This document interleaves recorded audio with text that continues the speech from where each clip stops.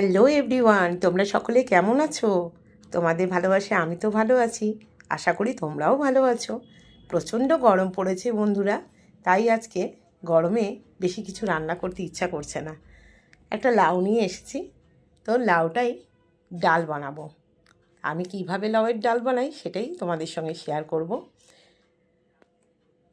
প্রচণ্ড গরম গো, প্রচণ্ড গরম। তো এই গরমের মধ্যে লাউ ডাল খাওয়া সত্যি খুব উপকার। পেটটাও ঠান্ডা থাকবে, আর আমাদের মেয়ে মানুষদের তাড়াতাড়ি শর্টে রান্নাটাও হবে। এই জন্যে লাউ ডালটা আজকে করছি। তো ডালটা ধুয়ে নিয়েছি, প্রেশার কুকারে দিয়ে দেবো ডাল।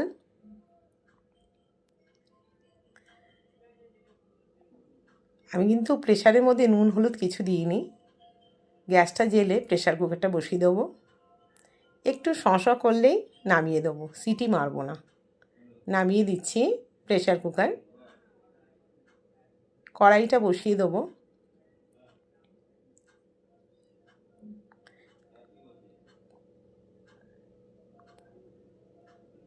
উপকরণগুলো দেখে নাও কী কী দেবো। কড়া গরম হয়ে গেছে, দিয়ে দিচ্ছি তেল। ফোড়নে দেব শুকনো লঙ্কা, তেজপাতা, জিরে। ফোড়নটা একটু পুড়ে এলেই দিয়ে দেব লাউগুলো। লাউটা একটু নেড়ে চেড়ে ভাজা ভাজা করে নেব হালকা। এরপর দেব গুঁড়ো মশলাগুলো, নুন, হলুদ, চিনি, জিরে গুঁড়ো দিয়ে ভালো করে সাঁতলে নেব।